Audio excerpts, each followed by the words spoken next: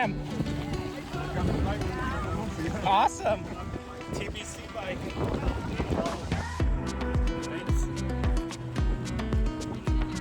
Hey, it's Bruce from TPC. I am in Emporia, Kansas. I was there for Unbound Gravel. Before we get into all that, just take a look at this. This is Commercial Street in Emporia. This is where the race starts and finishes, and there are so many riders. Where have you ever seen this many gravel riders in one place? It is absolutely insane.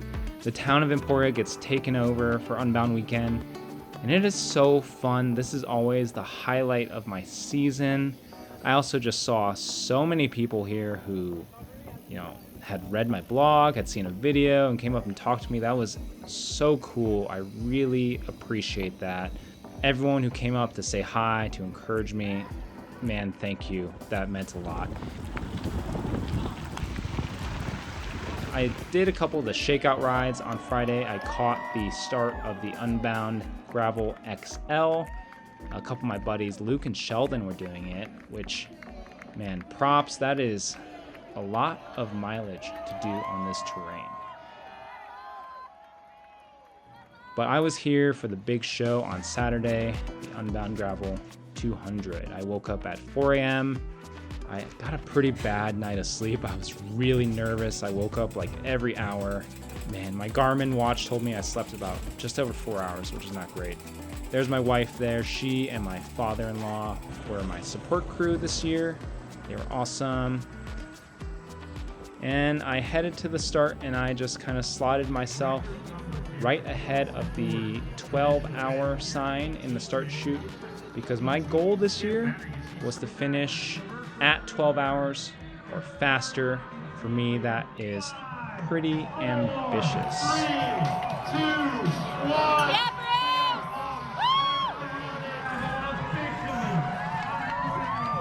Bruce!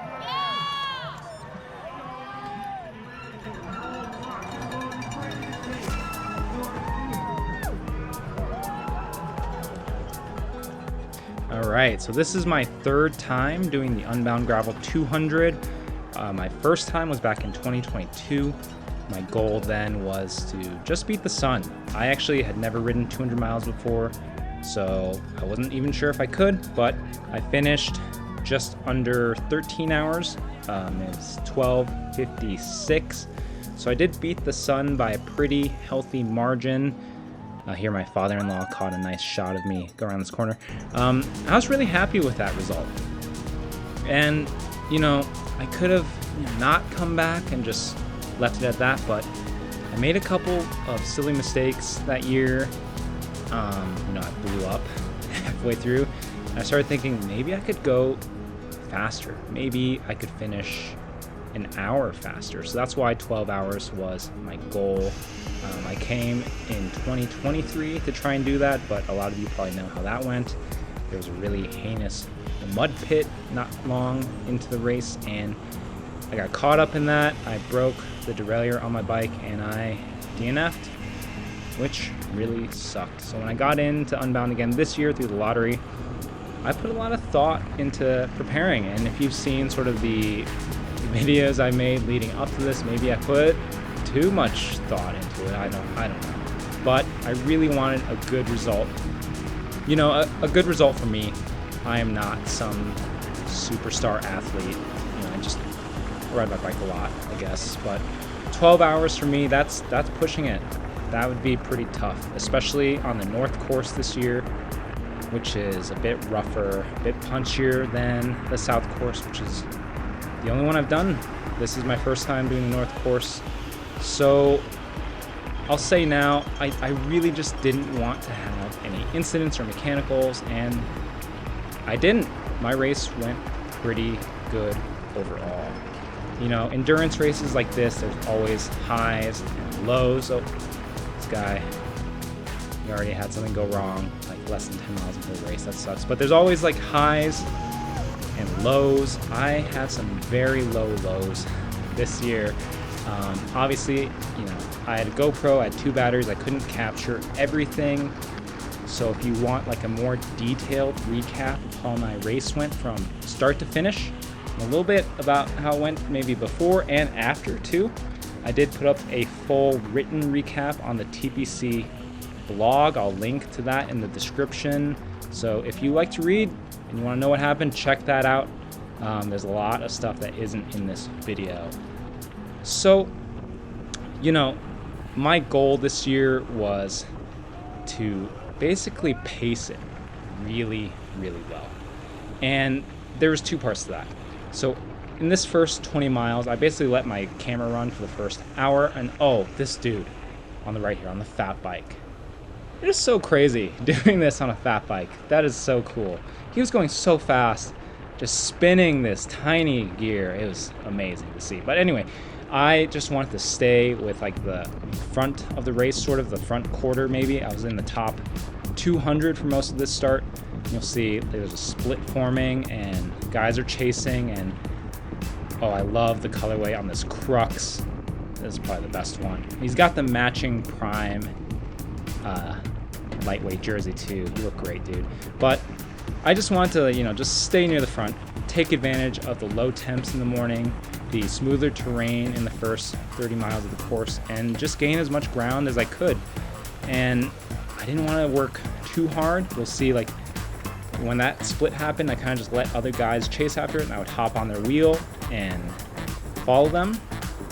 I was trying to eat as little wind as possible. The pack would accordion a lot, before corners or whenever something got muddy or chunky. So there were a lot of times where you could just kind of coast back onto the back of the group. So I took advantage of that. You'll see here, little accordion happens, and these guys on the right go into the gutter. That happened a lot, and fortunately I was able to stay really safe.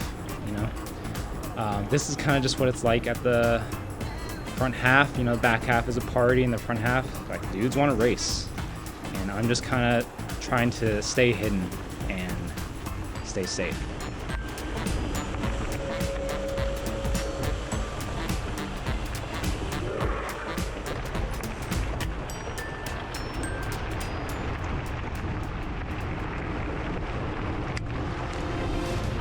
You can see some guys, they're getting out of the saddle. Starting to go a little hard. And I was kind of watching it again, trying to save. We'll see here, we hit some mud and everything slows down. This is about as bad as the mud got this year. Ooh, Blue Lauf. He's riding the same bike as me on the right there. The Verge STR on the left. Very cool. Anyway, this is about as bad as the mud got, which was great. I got kind of scared, seeing some pros posting Instagram stories of their recon and getting their cars stuck in the peanut butter, and I just have so much PTSD from 2023. I had the mud stick in my jersey pocket, but fortunately never had to use it. And oh gosh, yeah, this is the one crash I caught on camera. There were a lot more, but this is the one I got. A couple guys came together. This guy in the orange, his incident detection alarm is going off. I really hope he's able to get back on. This guy too. It really sucks, but it can happen in racing. Anyway, what was I saying? Oh yeah, mud. Overall, pretty dry. I was really happy with that. You can see here, things are getting strung out. Pace is really picking up. Now I'm starting to think, should I keep doing this? I don't know. And I think I held on until about mile 40. The camera's gonna cut before then because my battery dies. But I chased on here, and that was pretty much the last real effort I put in. You'll see me, I'm doing a little aero tuck, get back on. But once we hit mile 40, I kind of just pulled the plug, and I let a lot of riders just go. A lot of small groups would pass me, and that was really scary. In 2022, I chased, I tried to hang on, and I blew up, and I didn't want that to happen again. So I tried to really just be disciplined, stick to my plan. I want to stay between 150 and 250 watts, after I let the front group go. Keep my heart rate below 170, which my threshold is like 176. And then also just stay fueled. I was eating every 30 minutes, even during the chaos at the start here. I had a top 2 bag, I had some scratch, energy chews and put shot blocks in there. I was just eating. And I made it to mile 70 here, the first checkpoint. You know, I was going hard. I was probably going harder than I should have. You'll hear me say this to my wife. I got dropped so hard on that big hill. Was it a hill? It was a massive hill. I couldn't hang. I couldn't tell. They were going so fucking fast. So, oh man, this guy riding backwards, I think he must have missed his crew and had to ride backwards on the checkpoint. That really sucks. Anyway, I probably stopped for less than 3 minutes. You know, I tossed all my trash, refilled my pockets full of gels. I was using the carbs fueled gels, put more chews in my top 2 bag.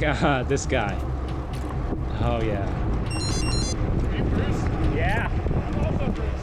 I don't meet many other young Bruces, you know.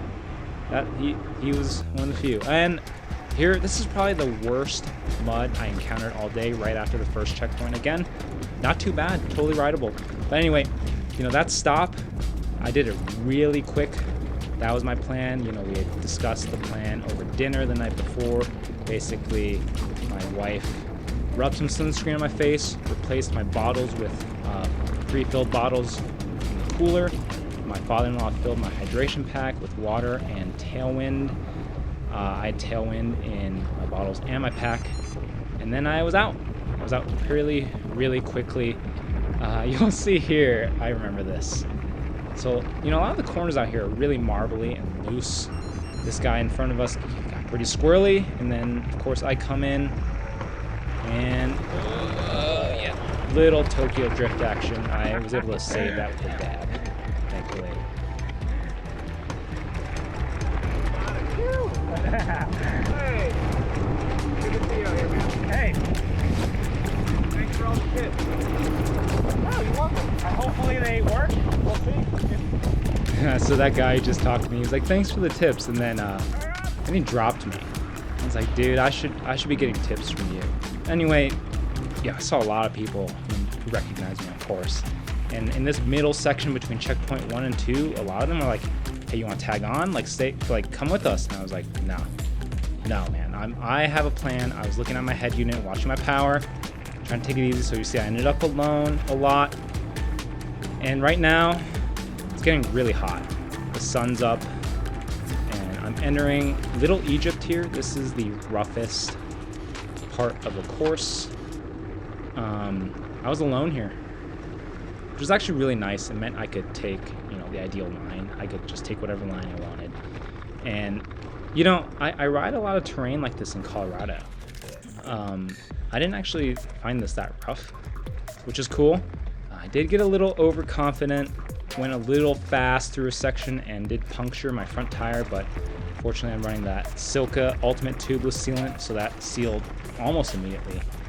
Barely lost any pressure, just kept going. But the heat, oh my gosh, the heat. I had done no heat like training. It's been pretty cold in Colorado this spring, so I was dying. This is the second water stop. It's like mile 113 in Alta Vista. I had to stop. I had to like just pour cold water all over myself to cool off because I was dying. And I am so glad I did that, because once I did, it was like I came alive again. My power had started dipping, but once I poured that water all over myself, I was back. I was able to make power again. I was able to catch on to some guys. And I filled one bottle at that neutral water stop to just, you know, use as like a shower bottle so I could keep spraying myself. I really wish I had filled 2 bottles, because, oh, this guy in the gray. Oh, I forgot he passed me so early. You'll see him later on. But I ran out of water around like mile 130. And when that happened, that was when I entered that like really dark place during the race where I was just like, I was being really abusive toward myself. I was like, you idiot. I was not doing well. And I was kind of just in that state for like 45 minutes until these 2 guys caught me. This guy in the green, John, from Kansas City, man, you'll see him later. We rode the entire race from checkpoint 2 to the finish together, and he made the race for me a I'll talk more about that in a little bit, but I'm rolling into the second checkpoint here at mile 148. I am zonked. I have no water. I'm so hot. So I am just like, where is my crew? I need cold water. I need to pour it all over myself. I need to drink like a Coke. I need to drink 3 Cokes and a cold Red Bull. So that is exactly what I did. Shit, Bruce. I'm so cooked. I ran out of water like 45 minutes ago. Yeah, Becky, What do you need? I just need to pour some water on I inhaled that Red Bull. This might not work for everyone, but Red Bull is kind of like my get out of jail free card. It is what I always use at the end of endurance races like this. Here's John again. John, also riding a Lauf. He was so strong. He picked me up like right after the second checkpoint, and immediately we started working together, and we were going super fast. That Red Bull kicked in, and I was back. We were catching a lot of guys. Here you can see Gray Guy I mentioned earlier. Super strong. We caught him, and he started working with us. All of us were taking some pretty hard pulls for the entire lap. Oh man, this truck. You can see we went in the gutter. He was not happy to see us. But yeah, fortunately he was the only one like that. But anyway, we were trading poles like the entire last 30 miles. We were going so hard. Here's John and his aero bars, and I am digging so deep just to hang on. And I was telling people after the race, this is the deepest I've ever gone into the pain cave, because you know what happened? I was looking at our speed, I was looking at my watch, and I was doing the math in my head, and hey, look at that, that's Bruce. We caught up with other Bruce. I was doing the math in my head, and I was like, oh, I could still finish in 12 hours. I could just make it. And my wife actually figured this out too, because she started texting me, and these texts were showing up on my Garmin. She's like, go, you need to go, you're on pace, you need to keep going. And we were hammering. We kept picking up guys. Some of them would work, some wouldn't. And we did that. I put in such a crazy effort, like an effort that I didn't think I could hold for 1 hour. I held that for 3 hours. Did that all the way to the end here. This is the tunnel before Highland Hill at the very end of the race. You know, I was so blown. I couldn't really turn my camera on a lot of times, so I didn't get much. But man, we made that turn, and I started cramping. My left hamstring was kind of just like twitching. I was like, oh no, not now. So you can see, yeah, some of the guys who weren't doing any work got yelled at. But I was kind of coming off the back of the group that we, collected in the last 30 miles here. But that cramp in my leg kind of wasn't getting worse. I just kept pedaling, and it's like, oh, I can keep going. And I was really motivated to, because, I looked at my watch as we were entering that tunnel, and there was literally minutes left before 6:30 p.m. And I was like, oh, I'm so close. These people really wanted to give me a hot dog. I really wanted to take one. Wow, great lap, dude! that one guy in the hot dog costume really liked my bike. It's a good bike, but man, I just was going for it. And once the hill ended and we rounded these last couple corners, my cramp kind of disappeared, and I was like, yes. Oh yes, I was so stoked, but I had to go because I thought like there must be seconds left. So I am going as hard as I possibly can right now. And you can see, like, I don't know, it might not look like we're going that fast on camera, but holy crap, I was like Star Wars warp speed. Everything around me is blurring. Like, I have tunnel vision. I had planned originally to do like a Breakfast Club freeze frame pose across the line, but I was so destroyed. I did it. Crossed the finish line. Oh man, I could not believe how deep I went at the finish. I was, yeah, you can see I laid in the grass for like 10 minutes, just completely out of it. And then, guess what? We checked the results, and my finishing time was 11:58:20. I just made it, and I am absolutely stoked. You know, I love this race. I'll definitely be back.